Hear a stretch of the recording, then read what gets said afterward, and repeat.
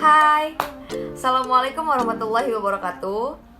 Saya Rizka Nujma Asy'ari, mahasiswi Institut Ilmu Al-Quran Jakarta, Fakultas Usuluddin dan Dakwah, Prodi Ilmu Al-Quran dan Tafsir, kelas 3D. Jadi dengan adanya pembuatan video ini, saya akan menyampaikan beberapa materi yang berhubung dengan tugas ujian akhir semester saya dari mata kuliah Ulumul Quran dengan dosen pengempu Bapak Sofyan.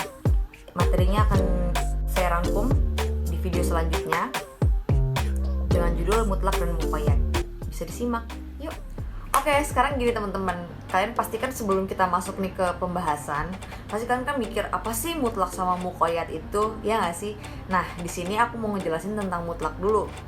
Mutlak itu sendiri berasal dari kata atlaqo yang artinya melepaskan atau membebaskan. Dan ada definisi lain nih menurut Mana'ul Khoton dalam kitabnya Mabahis fi Ulumil Quran, yaitu lafaz yang hanya bisa menunjukkan satu hakikat dan dia tidak terikat pada suatu apapun. Jadi hanya menunjukkan satu zat tanpa ditentukan. Itu menurut Mana'ul Khoton. Oke, jadi tadi di video slide yang tadi nih, yang sebelumnya aku udah jelasin itu, kita udah bahas definisi dari mutlak itu sendiri ya. Nah, kita lanjut nih sekarang ke definisi muqayyad. Apa sih muqayyad itu? Ya nggak sih menurut kalian teman-teman? Muqayyad itu secara etimologi berasal dari kata qayyadu. Yang artinya apa teman-teman? Yang artinya itu adalah membatasi, mengikat, dan merintangi. Definisi lain nih dari si pengertian muqayyad itu menurut Mana'ul Khoton juga dalam kitabnya sama seperti yang tadi dijelaskan di video slide sebelum-sebelumnya itu, di kitab Mabahis fi Ulumil Quran juga, yang artinya adalah suatu yang menunjukkan hakikat namun dengan ikatan. Berarti tadi yang tadi tuh yang mutlak itu tanpa ikatan dan muqayyad itu dengan ikatan teman-teman. Nah, menurut studi Al-Quran juga ada lagi nih, segala yang terdapat dalam lafaz-lafaz yang menunjukkan terhadap sesuatu yang sudah jelas. Jadi gitu teman-teman, beberapa penjelasan dari si muqayyad. Berikut beberapa penjelasan mutlak dan muqayyad. Menurut istilah ialah lafaz yang menunjukkan pada hakikat lafaz itu tanpa memandang jumlah maupun sifatnya.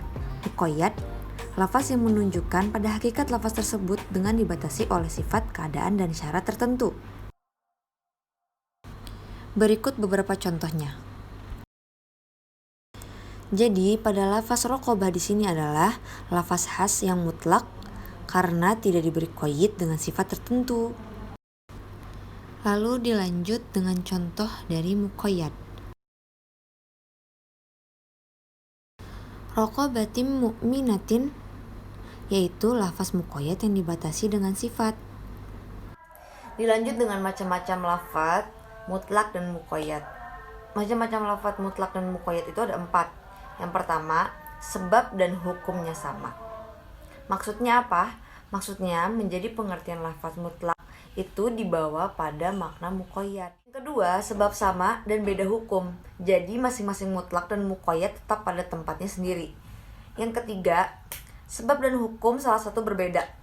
Jadi lafaz mutlak tetap diartikan sesuai dengan kemutlakannya.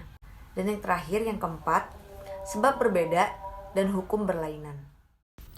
Jenis-jenis atau macam-macam mutasyabihat ada 3, yaitu apa aja nih?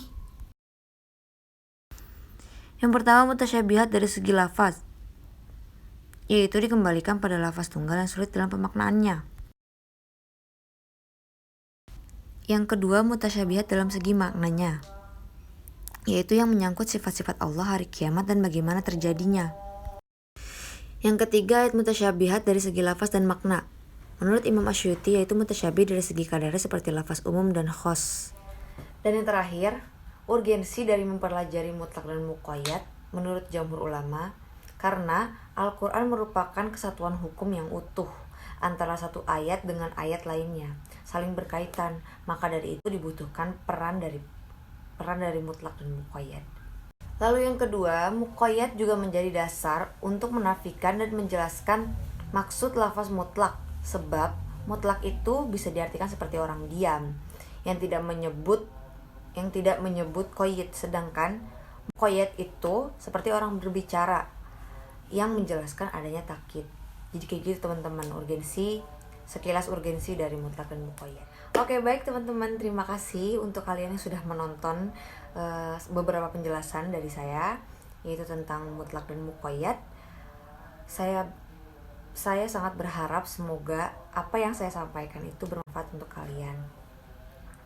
Jadi sekian bawaan dari saya, kurang lebihnya mohon maaf. Assalamualaikum warahmatullahi wabarakatuh.